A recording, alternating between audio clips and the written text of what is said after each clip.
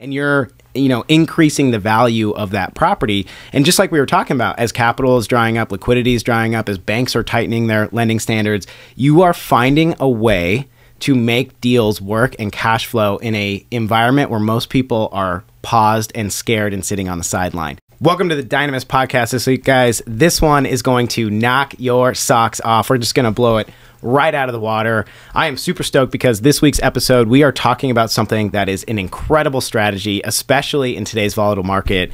We are finding the treasure under the rocks that nobody else is looking in right now. And if you are an investor and you're getting started, this one strategy could nearly double your potential growth over the next couple of years. And the guest that I have in here, the infamous, the man, the myth, DADU guy, Shiraz Ali, is going to break down his strategy of how he got started and what he's doing to exponentially explode his wealth over the next coming years. I cannot wait to get into this. But before we do, really quickly, some housekeeping. If you like this podcast, if it's providing you some value, if you are learning and growing and implementing these strategies, if you are coming along with us as part of our community, do me a favor. Share the show, subscribe, give us a 5-star review, tell people how this show is impacting your life, and let's just grow the community, because the bigger we get, the more people we can help, and the greater we all become together. And last thing, if you're local and you're in the area and you want to come in the proximity of killers who are doing huge things, come to our Pints and Properties meetup. It's the first Tuesday of the month,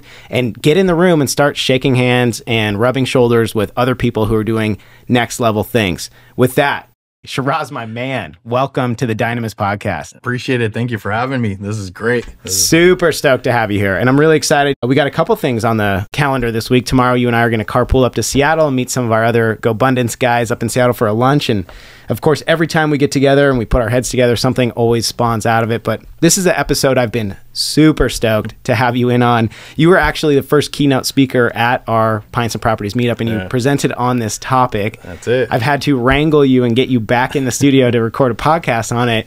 You are the DADU guy. That's the company. That's Can you give the audience context? What the heck is a DADU? What's an ADU versus a DADU? What is this? What are we talking about? Sure. Universally, it's known as ADU across the nation, accessory dwelling units. I specialize in detached accessory dwelling units. I love the aspect of not having shared walls.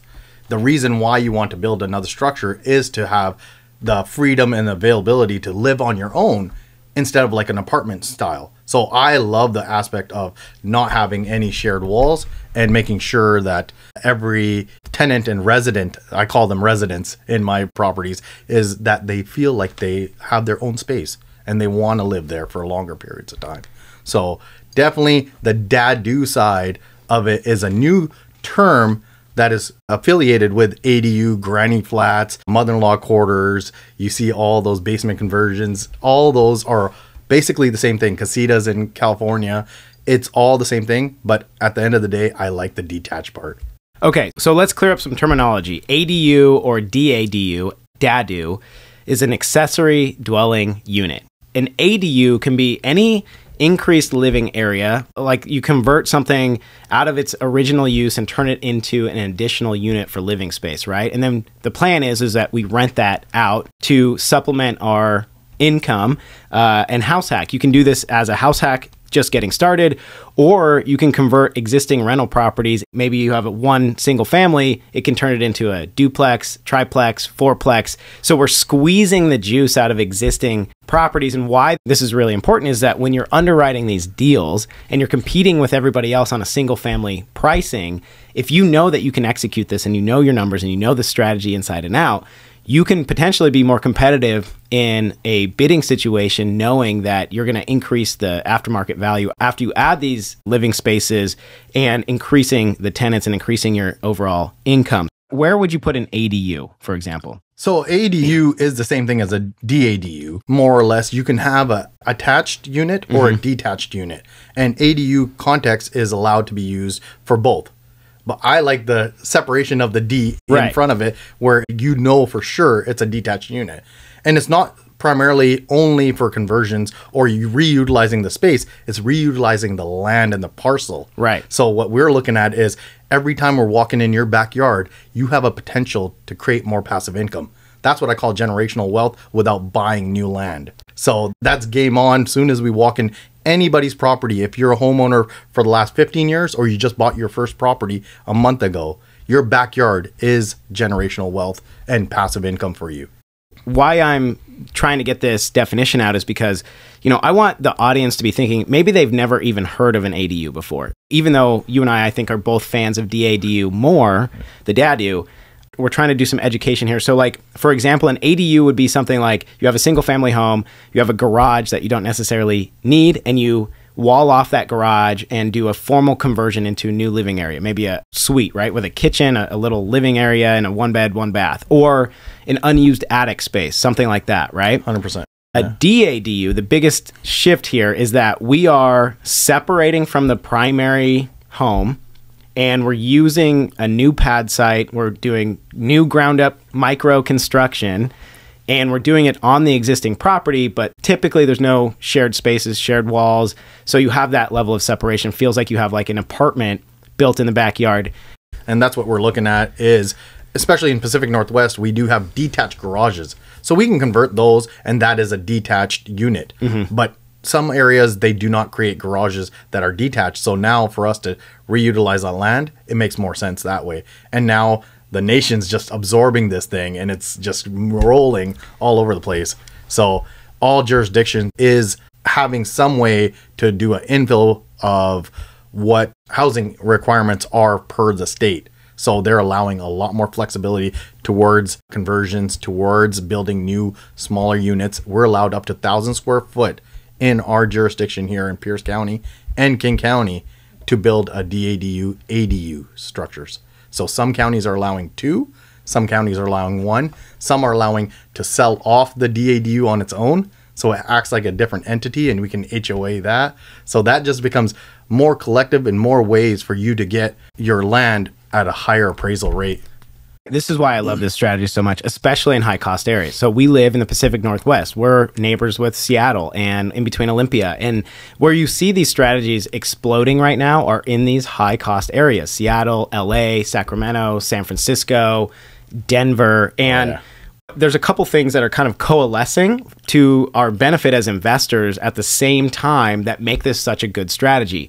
Number one is a lot of these high cost areas typically have higher densities, and a lot of the politics right now, people sitting on city councils, they have incentive to figure out a housing solution, right? We've seen exploding rents, and the rents are exploding because we have an undersupply housing optionality, and there needs to be some sort of incentive to make affordable housing. We've seen builders pause on explosive growth and new builds recently. And so all of these things kind of coalesce. And what's happening politically is that you're seeing legislation being passed to allow for more density in the zonings of current municipalities. And so what that means is they're increasing the footprint of, hey, this is only zoned for a single family or a duplex, and they're allowing the density to increase. So now you could do a 3 or a 4, and you can take these existing legacy homes in these inner cities that are high cost, and you can put extra units in there that are cash flowing. And number one, it's solving 2 problems. Number one is we're finding affordable housing solutions for people that need it. And number 2 is, as investors, we're squeezing extra juice out of the opportunity. That's the beauty right there. Exactly what you're saying. Even the counties, the jurisdictions, the states are recognizing this. We have bills that are being passed today that is going to implement this even more going forward to solve the housing crisis. We're 4 million short in this state.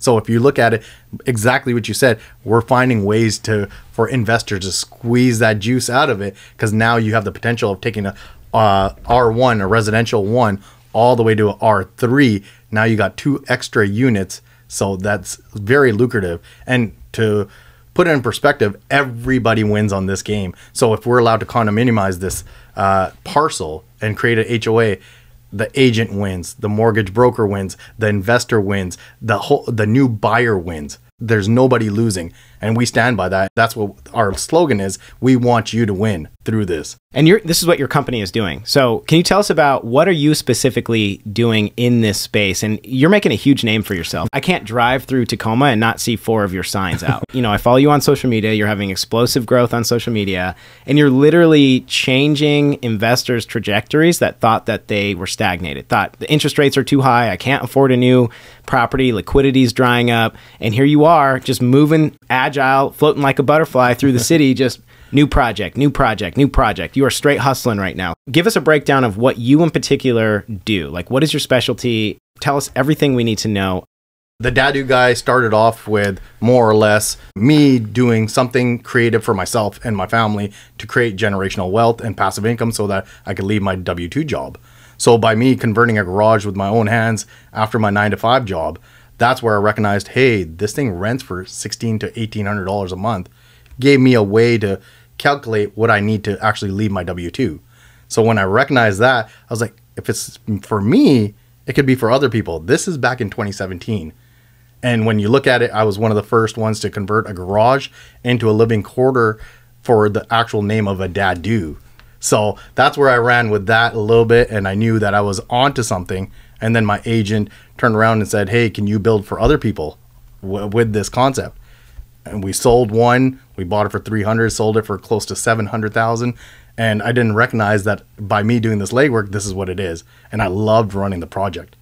So my company comes together where we take on the project and we've accelerated, we've charted out, we track everything. We know when suppliers are getting delayed. We're watching all this. We are averaging 4.5 months for a brand new build. A garage conversion right now, stamp dated, we are doing it in 2 months and 3 days.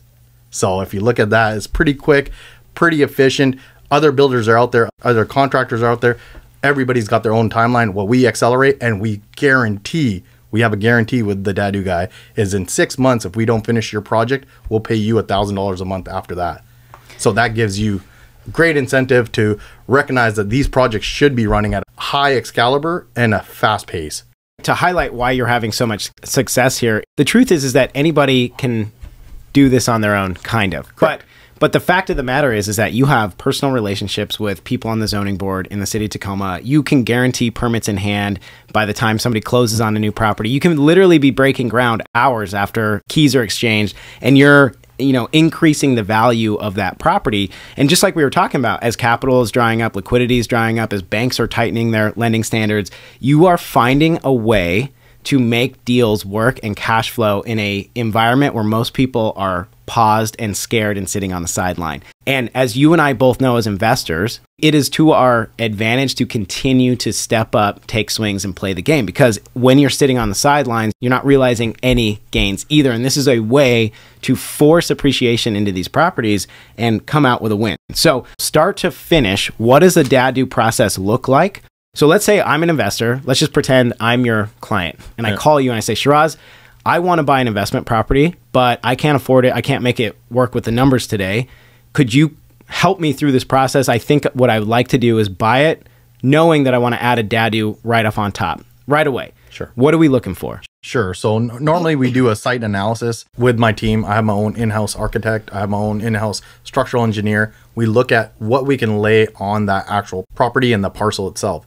So if we can see that we can lay a footprint of 700 square foot or 1,000 square foot, 2-story, which is a 500 square foot footprint, it just depends on what your parcel allows. From that, we do initial walkthrough and feasibility.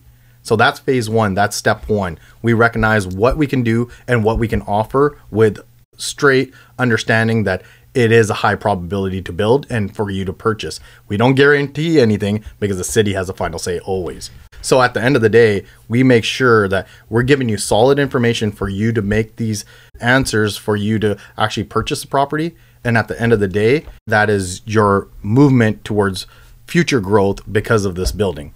So what are the allowances? Let's say that you and I, we drive properties together. I'm like, hey, I think I'm going to offer on this property. What are your thoughts? So you go and look at the property, and I'm assuming the first thing you do is pull up the tax parcel and look at the square footage, right? Yeah, we've got to make sure. And then what I always ask it for is a survey. Because here's the thing, you don't know that fence line that was put in if Uncle Joe put it 3 feet into the other neighbor's yard. And if I build off of that ordinance and where that's sitting today, I might be into technically to the setbacks. So it. we make sure we don't want to play around with that. We want to make sure what we're building is a structure that is sound and in your parcel. So that's one thing that we always have to follow. And then once we recognize what that is for the client, we make sure that the DADU will work on that property, and then we'll scope it out, and then we'll give you a thumbs up. We'll do the feasibility, and then we'll sit you down with the architect. We'll sign contracts. We'll make sure that if you like what you see and what it is, from that point, I would call that like a month back and forth, making sure the design is okay. And then that's phase one wrapped up. Explain what is feasibility. Can you define that? Yeah, feasibility is making sure that the sewer line makes sense. There's no decay there. The power line, is it overhead? Is it in a trench? Making sure all the utilities are on site and it absorbs. Got it. If you have a septic tank, we got to make sure that there's enough to add in two bedrooms and the livable occupancy on that septic tank. How far generally, this is a good question because a lot of Pierce County is on septic. Correct. So how far typically could you add a DADU away from the septic tank that's existing? You can do a longer run. That's not a problem because you got to clear the field map, right? So you got to make sure that it's further away and you're not in its space. But at the same time, those tanks were put in with the design of one home. Right. So that's what we're running into, is obviously upgrading the tank. And with that, there's a larger cost that comes with it for septics. If it's on sewer line, we want to make sure that your sewer line is not decaying. It's not old cast iron that's going out or whatnot. And then we put in all the upgrades for it. So we check all utilities in the feasibility status. We make sure that the jurisdiction, we're leaving enough green space in the parcel itself. We're making sure that the buildable site is in your parcel. Those kind of items that you don't really recognize and that most people don't dig into, your general contractor does. Do you get a lot of pushback during this feasibility time? Let's say I make an offer, we're mutual, and now I'm preoccupied. I'm dealing with my lender, I'm dealing with my realtor, I'm going to the inspection, making sure that the primary residence is good to go.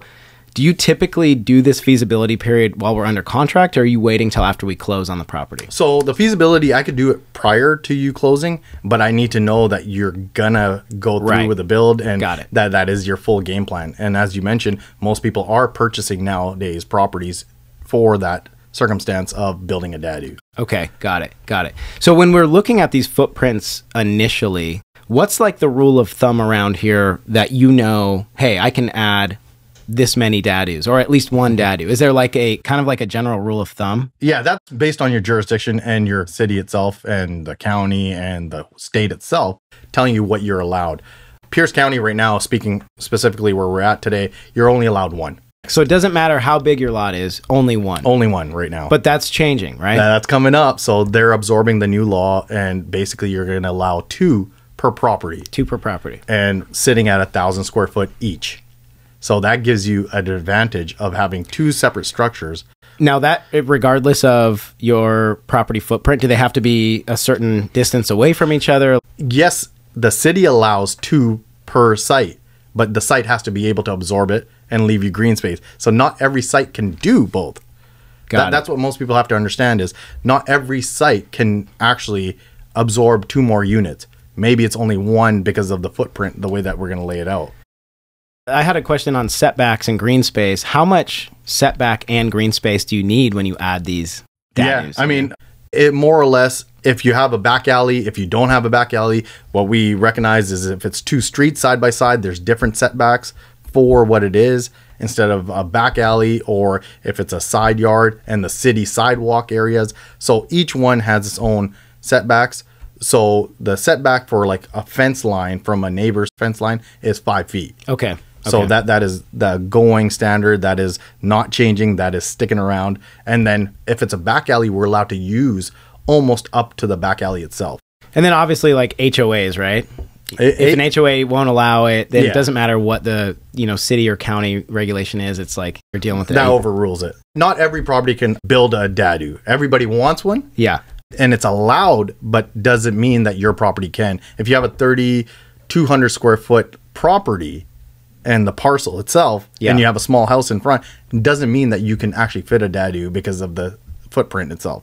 Could you add one DADU, for example, but split that DADU into a 2-unit? Would that be allowable? It's allowed to a certain degree. Again, the green space, the setbacks on what we're leaving, 100%.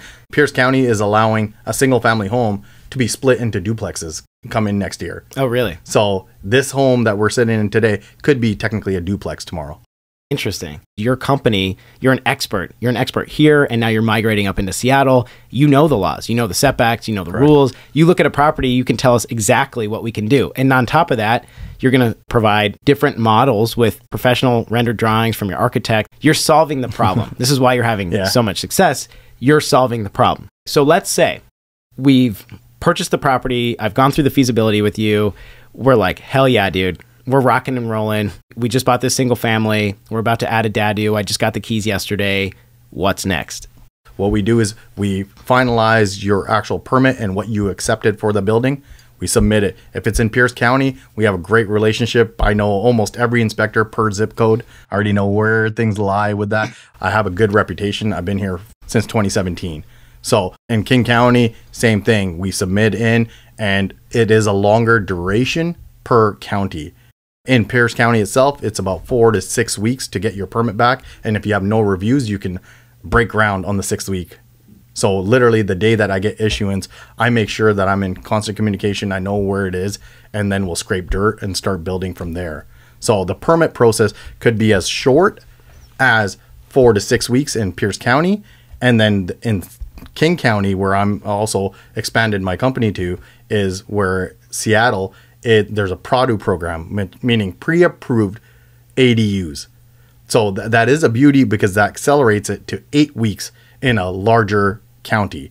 So King County has this program. If you purchase a PRADU, a pre-approved one, the timeline for actual building structure has already been approved. It's just a site development that they need to verify and stamp and push through.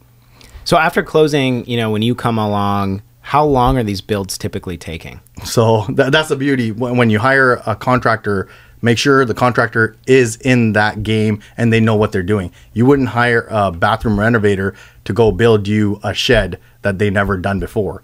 So that's where we say is we niche in DADU and garage conversions. That's all we do. That's what we're good at. That's what my team knows. That's our stamp of what we specialize in. So when we come in after permits, we are guaranteeing in 6 months a single DADU we can finish off. Otherwise, we pay you $1,000 a month. That's how confident we are. We're averaging a brand new structure in 4.5 months and a garage conversion before 3 months.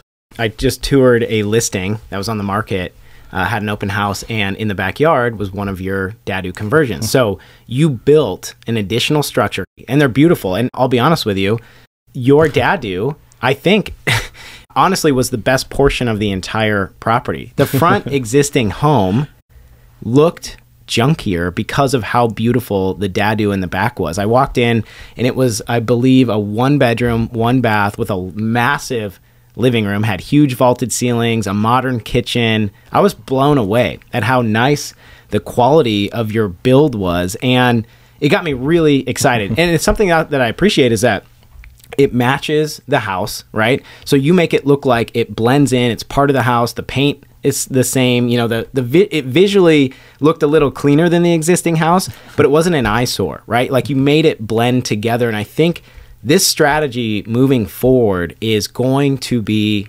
explosively huge. Explosively huge. I'm already just sitting here talking to you. I already know about these strategies from you. Yeah. And I'm sitting here thinking about, okay, I got to go buy, and I got to go buy right now with the mindset to get these done.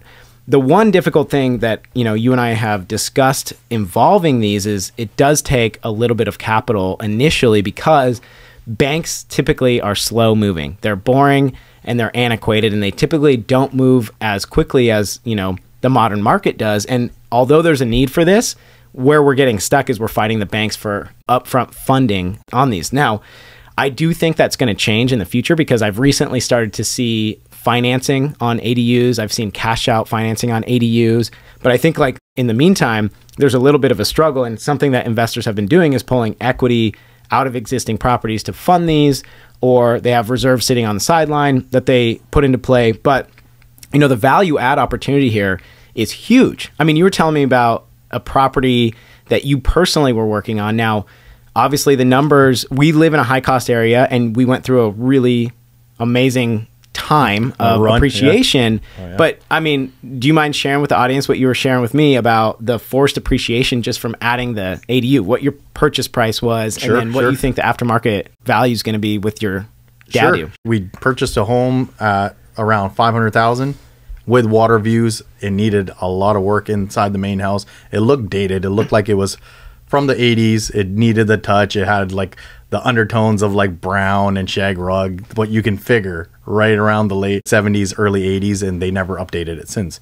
The value that I saw was the detached garage at the back that was 600 square foot that we converted into a 2-bedroom, 1-bath DADU back there. So with that structure being there, you save costs overall, but that gives you a huge leverage. And now that home, it should appraise right around 850, 875. That's insane. Yeah. So, how much did you have into that project? Now, your numbers are different because you're the guy. You know, normally, you know, you're paying for this labor. Well, you are the labor. So your numbers, your margin, slightly better. Yeah. But how much did you put into this project? So the garage conversion was right around 100,000. 100,000. Yeah. Okay, so you bought for 500. Yeah. Put 100,000 in. Correct. Is that including, you know, updating the interior of the main house? We did more cosmetic, obviously, the carpets and the paint and all that. It's a rental unit for us, so we wanted to make sure that it looks nice, but didn't want to overspend either. What was the turnaround timeline here? 3.5 months. 3.5 months. You forced $200,000 in equity. Correct. Yeah. Okay. Yeah. Listen to that again. This is the biggest untapped opportunity right now. And if you are battling high cost problems as an investor and you're in a high density area in an expensive market, do yourself a favor, pick up the phone, call Shiraz and start shopping together because this man is going to make you money. This is a insanely amazing strategy moving forward. This is the future right here. There's no doubt. Yeah. And it's an advantage for every agent to understand this, as a real estate agent, to understand what they're offering their clients, because it is lucrative for the agent itself. I make videos about this where it's not just one potential sale by purchasing this property for them. If we're allowed to build 2 more units on this and they sell all 3 again, that's a 12% actual agent fees that you get out of one property, which is tremendous from one client. If you really look at it, mortgage brokers, Tim is a savage on this and he understands mortgage is great. If they're refinancing or if they're selling or if they're buying, that's 3 opportunities from one parcel. Well, and you touched on something huge. So first of all, my first thought is like, I'm going to have to find cash initially to fund this ADU. First of all, it's not expensive when you're forcing that much value, but you know, banks typically don't understand these strategies. They're slow moving, like I was talking about. So my first thought is, well, how am I going to get this cash, right? Well, I'm going to have to go find it. I'm either going to have to pull equity, get a hard money loan.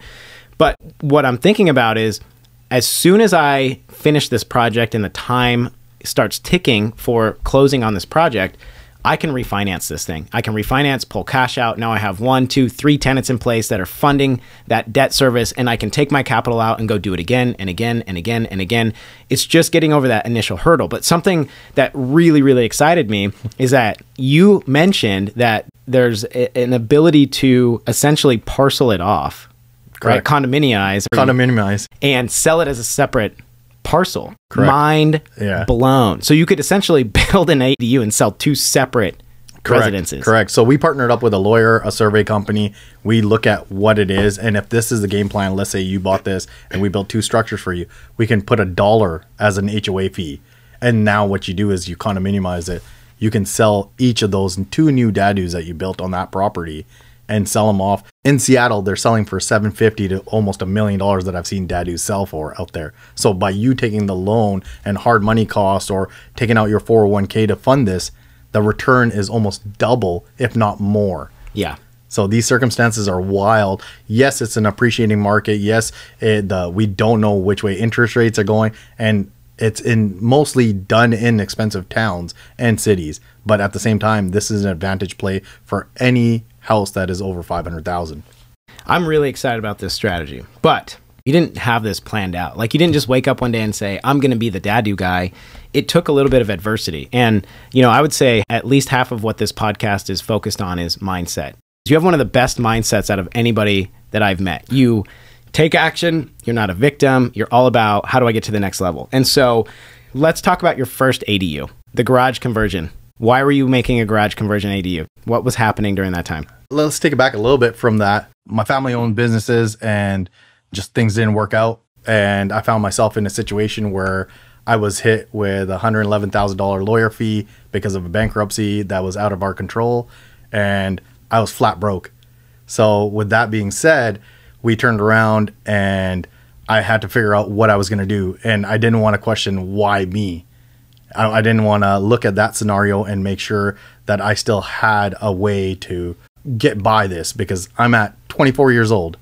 Did not know what was happening, which way was up. My family is moving back to Canada. We invested in California. What was happening? We had to sell our primary house and all this and that. So we had to learn what was happening in life at an early age, instead of listening to 6 hours of music, because I drove 100 miles door to door to go work for a $45,000 a year job. So really recognizing where I was when I was 24 drove me to the thought process of, instead of listening to music an hour and a half each way, let's start listening to podcasts. Let's start doing that. And I said, I know I'm broke. I've seen zero. I'll never be at zero. I was actually minus 111,000 starting off. And that's all because essentially the family had to file bankruptcy. Correct. And all of those assets that you guys shared, gone. Yeah. In our community, it's a family thing where we all share accounts. So when the business did not go to the level that we wanted to, I was left with it because I was an American citizen. So you got hit with the debt. So Correct. Here you are, you're 24 years old, bankrupt, minus $111,000. Correct. You told me the story where you were just trying to eat. Yeah, so literally when I realized that we were flat broke was I was working night shift at my previous job, and I turned around and I went to go buy Subway and I got rejected and it didn't make sense to me. But then when I came back and I looked at my bank accounts, I had $0 because IRS cleaned us out because we owed in taxes for the business going down. So literally my life took a turn within 3.5 months. My parents moved back. I was alone in the States. The businesses closed down. I had to move a 6-bedroom house by myself in my parents' trailer, 19 trailer loads into a storage facility, just really recognizing what it was. And I had nowhere to live. I was forced to sell the house. So you were just trying to eat. Literally, Subway got rejected. A $6 sub, 6-inch, got rejected. I still remember that day. I should have kept that piece of paper because I didn't realize how momentous that was for my life. And it gave me a chip on my shoulder saying, I will take my family back to where we were, if not more. Yeah. So in the Fijian culture, we always support the parents and the son takes care of the family. This is where the onus came on me, whereas we're going to make this shit happen. Totally. We are going to take this to another level. The garage conversion came out of that necessity because not only if you couldn't buy a Subway sandwich for $6, you sure as heck couldn't pay rent. What I did was I hit up one of my colleagues that I was working with and asked him if I can just live in his garage, his 1-car garage. We went and got broken drywall from Home Depot for $5 a sheet. You know, the corners that break and they leave it to the side. We bought those, put that up as a wall. I dumpster dove in a carpet company and pulled out carpet from there so my feet wouldn't be cold. And then we built that thing out. So me and him put that together, and I thank him. Tyler DeWin, thank you. You gave me the launch start to recognize a garage is a livable space. And that was in 2012. And you're just trying to survive. I paid him $400 a month just to live in his garage. I was like, oh, it's only going to be a temporary thing. I stayed there for 3 years, saved $40,000. My first $1,000, I bought sunglasses from China and I sold them at music festivals because I like music. So I went to music festivals and sold sunglasses and made another $20,000 out of a $1,000 investment. So I had the hustle, I had that drive, I had the no excuse kind of scenario. I seen zero, I seen shit, I want to go further. And this is what I love about you. So really quickly, that conversion, you were approached by a realtor, right? When I moved to Washington, my agent turned around, called me on a Friday, said, hey, let's go take a look at this house because she's going to put it on market in Tuesday. And she's my client and she's willing to off market this house to one of my clients. And he said, you'd be the best candidate. Let's go buy this house. Let's go take a look at this. When I recognized what it was, I was like, I could rent the front for free, basically, and make $200 a month. So I said, let's purchase this. So I purchased it, not even knowing that the detached garage in the back was going to go back to 2012. When it went back to 2012, I was like, that garage could be a house. And when it recognized that in 2017, I was like, okay, I'm working 9 to 5, 5 to 9, I'm going to work on this. It took me 5.5 months by myself with guidance from the plumber at Home Depot telling me, hey, use PEX this way and this. I learned and I taught myself what it was, and I built that thing out. And then I started renting the back unit for $1,600. And now that property is making me $1,800 a month without working. It just lit a spark in me. And I was like, okay, this is something in 2017 that not a lot of people were doing. People were doing like the casitas, the granny, mother-in-law quarters and all this. This really told me that detached garages in Pacific Northwest is a real thing. Oh, yeah. So then I took off with that. I bought 3 more from there, and then the pandemic hit. Everybody was slumped. Everybody was worried. I came back from Europe at that point, and I was given the opportunity by Fidelity. They asked me, were you ever quarantined? And my company asked me to quarantine for 2 weeks. I didn't lie. I took out my 401k, and I bought another property from that. So you took a loan on your 401k. Why not? At that point, the world was scared, and I remember listening to podcasts and YouTube and all those things that I was driving from 2012 to 2017. All those hours that I spent actually honed in and came into actual relevance at that point in time. Was when everybody is scared, that's when you make actions. So March of 2020, I purchased one house. April of 2020, I purchased another one. July of 2020, I purchased another one. And end of the year, I purchased another one. I bought 4 properties from my 401k that all translated, and I sold 2 off and I made 2 free. So when I recognized that, I turned around and I leveraged, and I saw that I was on a good path. And since then, it's just absolutely exploded. I mean, you're a multimillionaire now, a couple times over, and it's from just your tenacity, your can-do-itness. What I love about you is just your absolute, like, let's get up on the horse after we get bucked off and let's go. You know, you don't give up. You have a great mindset. It doesn't matter who you are, what you look like, where you came from, your circumstances. You wake up every day and say, thank you, God. Thank you, God, for where I'm at today. Let's see what we can get done. And it's just one foot in front of the other perpetually. And I love it. I just love being around you. I love your energy. Brother, I'm so proud. I'm so proud to be your friend. I love your story. And I just can't wait to continue to watch you march into the upward success that you are destined for. You are absolutely predisposed to greatness. I can see it on you right now. And it's been such a pleasure to watch your journey and watch you grow. No, I appreciate it. The journey itself taught me a lot where I could give back to the community, because if it gave me the availability and my family the availability to regain passive income stream that replaced my W-2 job, and I worked as a biomedical engineer, high paying, 6 figures, I was able to eliminate that with passive income. I wanted to give everybody that opportunity, because I've seen zero. There shouldn't be an excuse just because you live in a different neighborhood and different circumstances. That shouldn't stop you from creating generational wealth. Now this is going to be passed on to my kids as their retirement plans, as their future investments, so that they can pass this on to their kids. That's how I look at it. So if I can give your family that same thing, that's what I want to do. I love it.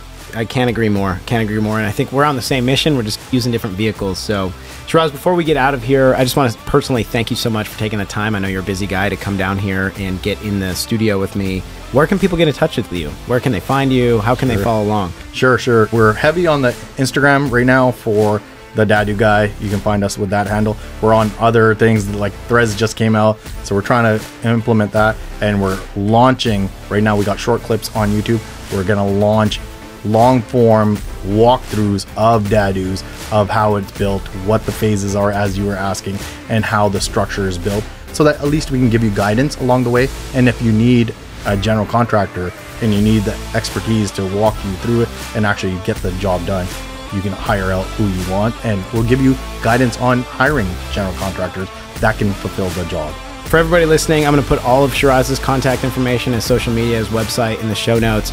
Guys, do yourself a favor. Give him a shout. Figure out what you can do in your own neighborhood. He's such a helpful guy. He's more than willing to answer your phone call, answer your email, and come alongside you. Thank you guys for listening. This episode was epic. For everybody out there in the audience, appreciate you guys. We will catch you on the flip side. Peace.